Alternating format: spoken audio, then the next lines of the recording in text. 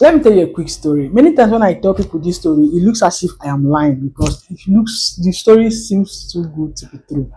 So one of these days, I was working with a very big company. When I was working with a very massive company in a particular place, and they were really demanding a lot from us. That time I could come back from work around 8 p.m., 9 p.m. Sometimes I can't even remember the time I came back from work by 10 p.m. And you even need to leave for work by 7. So, and during that period, I was also doing counseling for young people who are confused about their life, their purpose, and their destiny, which is something I'm also very good at. And then that particular time, I had an appointment, a paid counseling session, an appointment with a particular guy. That appointment, we scheduled that appointment for 9 p.m. 9 p.m. because I calculated, okay, if I come back from work, I can, if I come back from work, let's say 7, 8, I'll be able to bath, then eat and rest before I jump on that consultational call. Then something happened. We got so busy at the office that day, and I came back very late. I came back around after 9. I'll be around 9 or so. I can't even remember the time. All I know is that I came back very late. So when I came back like that, I just entered my room and I fell on the bed and slept off. The clothes I wore to work, I was still wearing the cloth when I fell asleep. I didn't think I pulled that was my shoe. I didn't even take my bath. I didn't eat. That was to show you how tired I was. So when I woke up the next morning, I was like, oh, I remember the appointment. I was like, oh my God, I forgot this appointment. Oh, and I do not like missing people's appointment. I don't like it at all. If I make a plan with anybody, I always make sure I fulfill my own part of that plan. That has always been my watchword. So while I woke up that morning, I said, okay, let me call this guy and apologize to him for what happened last night and explain to him how I came back from work and I was really tired.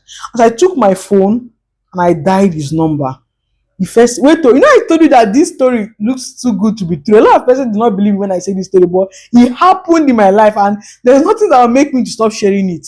When I took the phone and I called him and I was like, I wanted to start apologizing. I was like, hello, as I wanted to start talking, the guy said, oh, Must Stephanie, thank you so much for what you told me yesterday. I applied it and it worked. I couldn't believe it. Thank you very much. And the guy was thanking me, appreciating me. I was like, wait, what are you saying?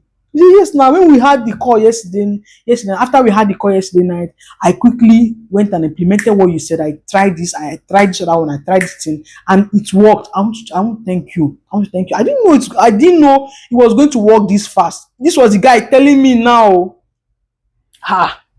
I thought it was joking. I thought it was like a film where I said, okay, let me quickly check my diet call to be sure this guy is not whining me. So I minimized the call and I checked my diet call and I realized that me and the guy actually spoke. We spoke around that kind to 10.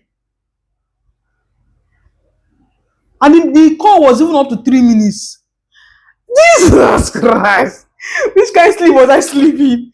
That I had a counseling session with somebody, and in that counseling session, I guided the person on what to do, and the person applied it, and it worked. It looks like 50, but it happened in my life. So there is one thing you are so good at. You are extremely good at that. If they wake you up in the middle of the night by 3 a.m., wake up, come and cook. Even if you are cooking like this, you are closing your eye and you're turning it like this. When you are done cooking that food, anybody that tastes the food will say, wow. What is that one thing you are good at, you are extremely good at, that come rain, come shine, in any situation, magu, real life, anything, anyway, anytime they call you, anytime even if you are sick and they wake you, you will deliver. That is your flex zone. And if up till now you've not discovered that's your flex zone, when you discover what your flex zone is, your flex zone can be a pointer to your purpose. If you have not yet discovered your flex zone, if you've also not discovered your purpose, I have packaged a course called How to Discover Your Purpose. Very basic, simple course that will help you discover how to discover your purpose easily. All you need to do is click the link in my bio and start the process. See, this thing, the people who are living this life on a flex zone, like every day looks like flexing. They're not struggling every day, 9 to 5, wake up and then grumble and grumble and grumble, dress and go to work, grumble at all the workers and at your boss and everything, come back, grumble and say, thank God it's Friday. Oh. There's nobody, there are people who are not doing that thing.